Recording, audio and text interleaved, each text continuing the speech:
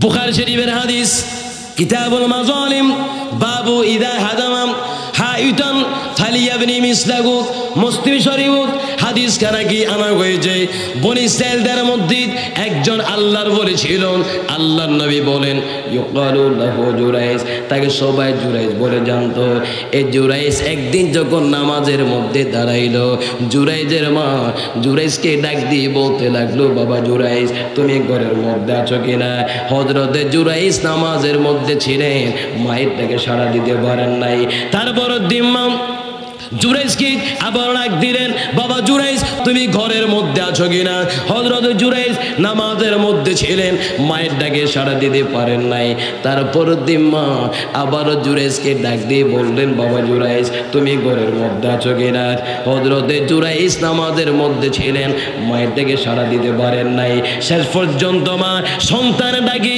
সাড়া না পাইয়ান আল্লাহর কাছে সন্তানের জন্য বদদুয়া করলো আল্লাহুম্মা লা তুমি ধুত হাত্তা দুরিয়াহু উজুগুল মুমিসাত ওগো আল্লাহ আজকে কয়েকদিন ধরে সন্তানকে আমি ডাক দিলাম আমার সন্তান আমার ডাকে সাড়া দিল না আমি আমার সন্তানের জন্য বদদুয়া করছি আমার সন্তান যখন মারা যাবে মারা যাওয়ার আগে আমার সন্তান যেন নারী কেলেঙ্কারির মধ্যে পড়ে মারা যায় আমার ভাইয়েরা একটু আওয়াজ দিয়ে বলেন মায়ের বদদুয়া আল্লাহর দরবারে কবুল হয় কিনা আর যেরকম হয় কিনা একদার দুধের দাম কাটিয়া গায়ের চাম পাপস বানাইল ঋণের শোধ হবে না এমন দরদি ভাবে কেউ হবে না আমার মা গো সুবহানাল্লাহ বলেন পিতা আনন্দে মাতিহিয়া সাগরে বাসাহিয়া সেই যে চইলা গেল ফিরাইল না মায়ে দরিয়া জঠরে কত কষ্ট করে দরিয়া জঠরে দরিয়া জঠরে কত কষ্ট করে 10 মাস 10 দিন পরে পেল বেদনা এমন দরদি ভাবে কেউ হবে না আমার মা গো সুবহানাল্লাহ বলেন বাইরে প্রসবের কি ব্যথা মা জানে সে কথা মরিয়াও যেন মায়ের মরণ হইল না মায়ের দেখিয়া সন্তানের দায় ও কালে মা প্রাণ হারায় দেখিয়া সন্তানের দায় মায়ের দেখিয়া সন্তানের দায় ও কালে মা প্রাণ হারায় কেন সে মায়েরই ভক্তি রাখো না এমন দরদি ভাবে কেউ হবে না আমার মা গো সুবহানাল্লাহ বলেন বাইরে শরীরের চামড়াতে মায়ের পায়ের নিচের পাপস যদি বানায় দেন মায়ের দুধের ঋণ কি শোধ করা যাবে আরো জোরে গোনা যাবে আর বুখারী মুসলিমের মুত্তাফাক আলাই হাদিস আমার নবী ডাক দিয়ে বলে উম্মত রে এই মা বাবা চাইতেও আমি নবীকে বেশি ভালোবাসতে হবে ও মুসলমান যেই জায়গায় মায়ের ঋণ শোধ করা যায় না সেই জায়গায় আমার নবীর ঋণ শোধ করা যাবে আরো জোরে গোনা যাবে আমার ভাইয়েরা বলতে পারেন হুজুর হযরত জুরাইজ নামাজের মধ্যে ছিলেন কোন খারাপ কাজের মধ্যে ছিলেন না তারপর মায়ের বদদুয়া আল্লাহর ওলির বিরুদ্ধে কিভাবে কবুল হয়ে যাবে এখান থেকে বুঝে নিতে পারেন মা কত বড় গুরুত্বপূর্ণ একটি নিয়ামত এই জন্য আপনি যদি নফল নামাজের প্রস্তুতির মধ্যে থাকেন, আপনার মা আপনাকে যদি ডাক দেয়, বাবার তুমি একটু আমার কাছে আসো, নফল নামাজ ছেড়ে দিয়ে হলেও আগে মায়ের ডাকে সাড়া দিতে হবে। জলে বলুন সুবহানাল্লাহ। হযরত জুরাইজ একদিন নামাজ পড়ে বের করেন, একজন সুন্দরী বেশ্যা নারী জুরাইজের কাছে এসে বলতে লাগলেন, জুরাইজ, এই এলাকার সমস্ত যুবকেরা আমার জন্য পাগল, কিন্তু আমি তোমার জন্য পাগল। জুরাইজ রে, আসো তুমি আমার সাথে জানা করো, আমাকে তুমি ভোগ করো। আল্লাহর বলি জুরাইজ ডাক দিয়ে বলতে লাগলো, ওরে আল্লাহর বান্দি, আমি আল্লাহকে ভয় করে তোমার দিকে যাইতে পারবো না, এই জন্য আল্লাহর নবী ডাক দিয়ে বলতে লাগলেন, ওরে আমার উম্মতেরা, হাসরের ময়দানে 7 জন ব্যক্তিকে আল্লাহ রাব্বুল আলামিন তার আরশে ছায়ার নিচে জায়গা দেবেন। তোর মধ্যে অন্যতম একজন হলো সেই যুবক, যে যুবককে কোন সুন্দরী নারী এইভাবে আহ্বান করে, যুবকের আসো তুমি আমার সাথে প্রেম করো, আমার সাথে অবৈধ সম্পর্ক করো, কিন্তু যুবকটি যদি বলতে পারে, ওরে আল্লাহর বান্দি, আমি আল্লাহকে ভয় করি তোমার দিকে যাইতে পারবো না। ওরে আমার উম্মত, যেদিন হাসরের ময়দান কায়েম হয়ে যাবে, সূর্যের তাপ এক মুঠো হাতের উপর থাকবে, নিজেরা নিজের গামে সাঁতার কাটবে, সে কঠিন হাসরের ময়দানে আল্লাহ রাব্বুল আলামিন তোমাকে তার আরশে ছায়ার নিচে জায়গা করে দিবে। হযরত জুরাইজ ডাক দিয়ে বলতে লাগলাম, আমি আল্লাহকে ভয় করি তোমার দিকে আমি যাইতে পারবো না। ওই সুন্দরী নারী জুরাইজের উপর প্রতিশোধ নেওয়ার জন্য একজন রাখালের সাথে গিয়ে মেলামেশা করলো। মেলামেশা করার কারণে তার গর্ভের মধ্যে একটি সন্তান আসলো। সন্তানটাকে নিয়ে এলাকাবাসীর কাছে গিয়ে বলতে লাগলো, ও এলাকাবাসী, একটু তাকায় দেখেন, জুরাইজ আমাকে নষ্ট করেছে, আজকে সে তার সন্তানের স্বীকৃতি দিচ্ছে না। এলাকাবাসী আসিয়া জুরাইজের মাটির খানকাখানাকে ভেঙে দিল, জুরাইজকে মারতে লাগলেন। জুরাইজের কোনো কথাই তারা শুনতেছে না। এক পর্যায়ে হযরত জুরাইজ রক্তাক্ত অবস্থায় কান্না করতে করতে বললেন, ওগো আল্লাহর বান্দারা, আপনারা তো আমার কোনো কথাই শুনলেন না।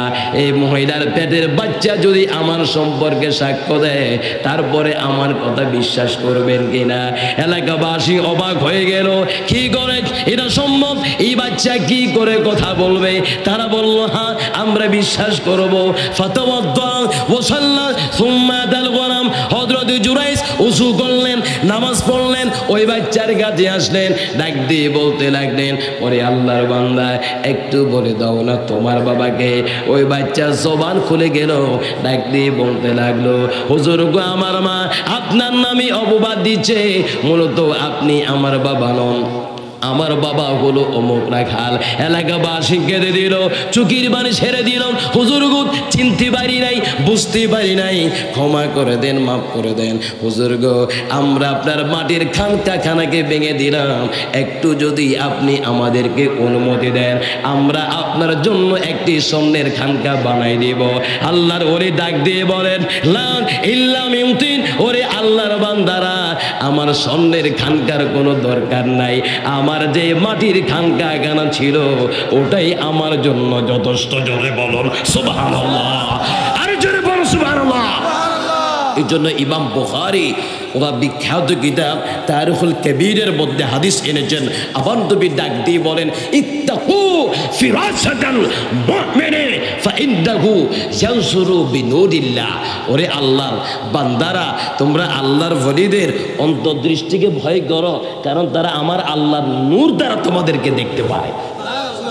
আরো যদি বলেন, তাহলে বলেন, এই যে আয়াতের মধ্যে আল্লাহ পাক বলেছেন তিনিও দেখেন, ওনার রসুলও দেখেন, আল্লাহর ওলিরাও দেখেন, এই কথাটি সত্য না মিথ্যা? আরো জোরে কোনো সত্য না মিথ্যা? সর্বশেষ একটা হাদিস বলে আমি শেষ করতেছি, বুখারী মুসলিমের মুত্তাফাক আলাই হাদিস।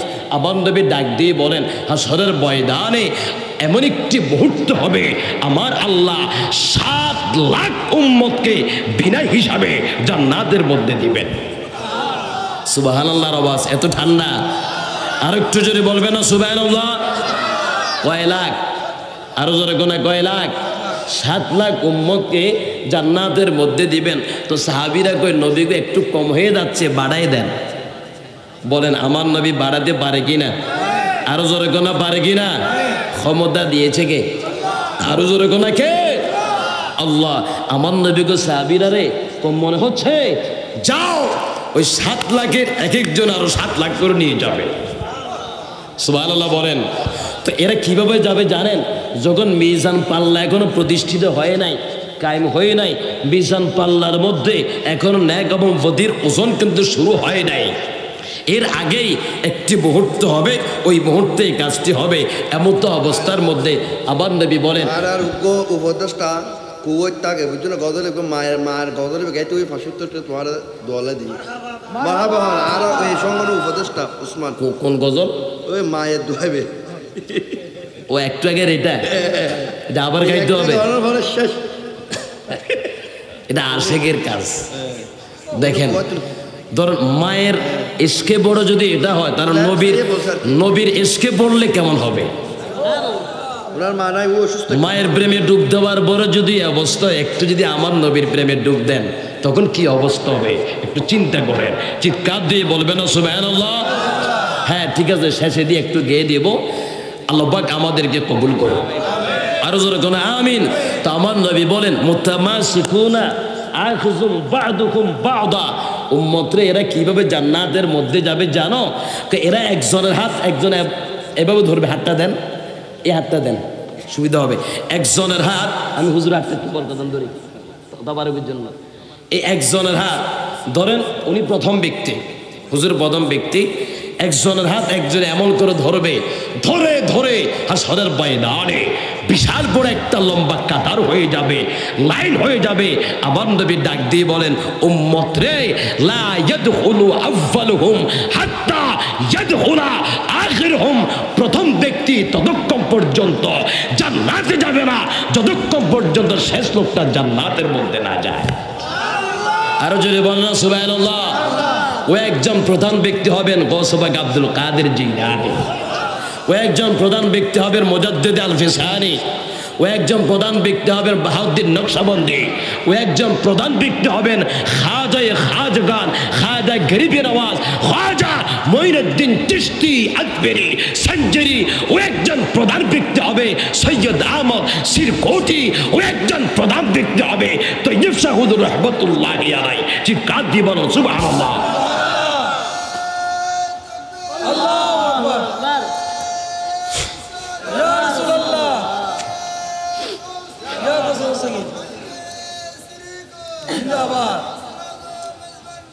জিন্দাবাদ জিন্দাবাদ। চিৎকার দিয়ে বলেন মারহাবা। সিন্নি খালি গাদ্দারা, মোল্লা সিল্লি না।